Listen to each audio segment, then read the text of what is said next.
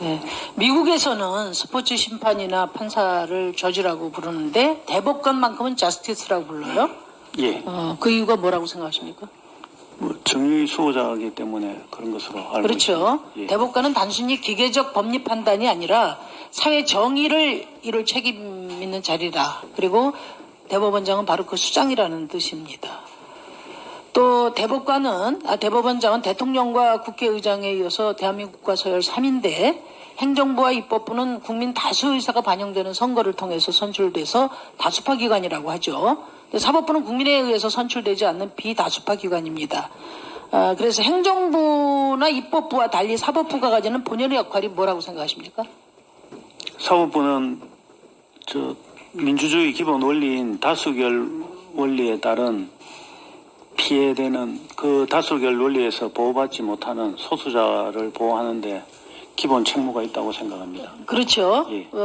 다수 지배의 사법부의 소수의 보호가 더해져서 민주주의가 완성되는 것이죠. 예, 그렇게 생각합니다. 저를 한번 보십시오.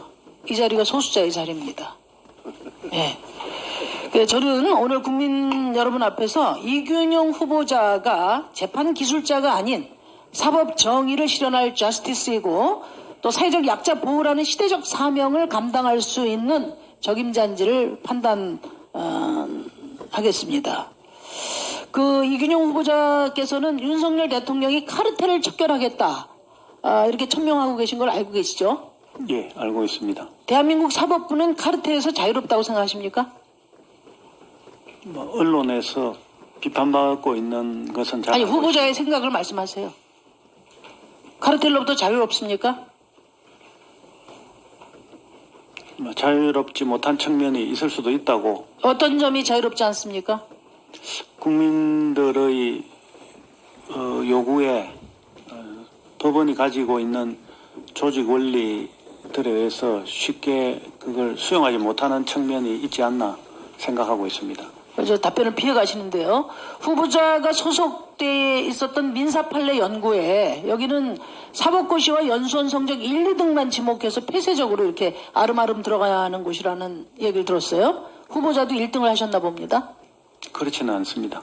아, 그렇습니까? 예. 그 민사판례 연구회가 승진 카르텔, 판사 카스트 제도의 최정점 코스다. 이런 비판을 들어보셨어요?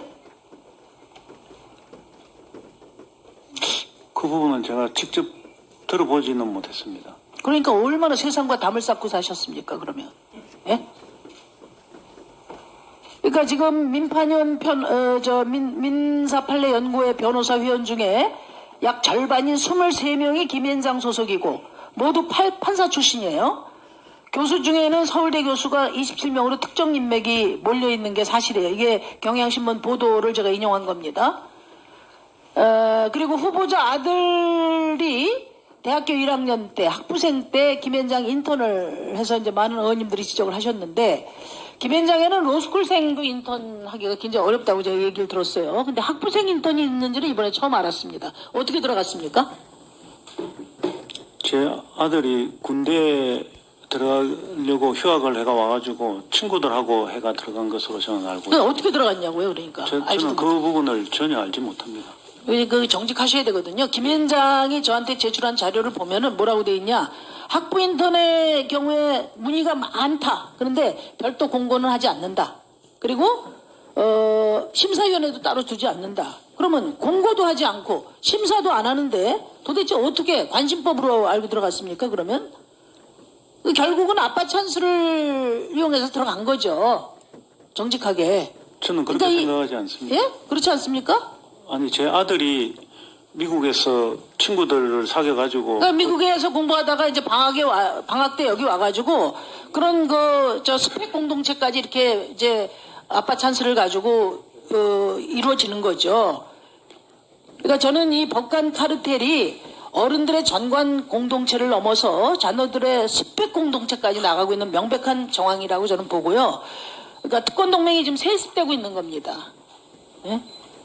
이렇게 아빠 찬스로 인턴하고 논문 쓰고 스펙 쌓고 고위 엘리트 족벌 공동체 이게 대한민국의 평범한 청년들에게 얼마나 큰 박탈감과 좌절감을 주는지 대법원장 후보자는 알고 계십니까?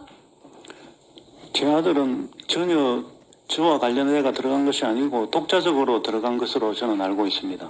네, 그거 가지고 따지진 않겠습니다. 그 세상 길 가는 사람 삼척동자한테도 물어보세요. 그러니까 저는 적어도 우리 대법원장 후보자께서 2030 청년들로부터 신뢰받는 대법원장이 되긴 좀 어렵겠다 이런 생각이 듭니다. 그리고 또 하나 이제 지금 그 재산 형성에 대해서 많은 얘기를 하고 있는데요. 자료 좀 띄워줘 보세요. 네, 임명이 되시면 역대 대법원장 중에 재산 1위, 제일 부자 대법원장이 되실 것 같아요. 물론 재산이 많은 것 자체가 문제라는 얘기는 아닙니다. 그런데 재산 형성 과정에서 의혹도 많고 위법도 많고 모르시는 것도 많아요. 그러니까 이게 대법원장 후보자로서 좀 민망한 상황이거든요. 아까도 지적을 했지만 비상장 주식 재산신고에서 누락했는데 관련법을 몰랐다 이렇게 하셨어요. 가계의 무심에서 잊고 지냈다 이런 말씀도 하셨는데 저는 모르실 수 있다고 봅니다. 법 개정을. 근데 제가 법원에 확인해 보니까 법원에서 재산신고 때마다 대상자들에게 개정 사실을 누차 알려줬다고 그래요. 그러면 그걸 모르셨다면 그건 가계에 무심한 게 아니고 법관 윤리에 무심한 거 아닙니까? 그거는. 또 농지 취득에 대해서 법령 위반이 없다고 말씀하셨는데 지금도 그렇게 생각하세요? 예. 예? 예. 농지법은 위반한 적이 없습니다. 그런 게 참 기가 막힙니다. 제가 농지로 적혀 있으면 법적으로 농지 아닙니까? 예? 본인도 판결에서 잡종지가 사용돼도 잡종지로 사용돼도 농지는 농지라고 하셨어요. 그 본인 판결한 걸 한번 뒤져보시기 바랍니다. 그래서 저는 법 위반도 문제지만은 더 큰 문제는 이 후보자 이런 태도라고 생각해요. 법관에게 고도의 도덕성이 요구되는 게 왜 그렇습니까? 자신만 비난받으면 되는 게 아니라 다른 사람의 범죄 위법을 제재하는 위치에 있잖아요. 사법 전체의 신뢰에 영향을 준다 이겁니다.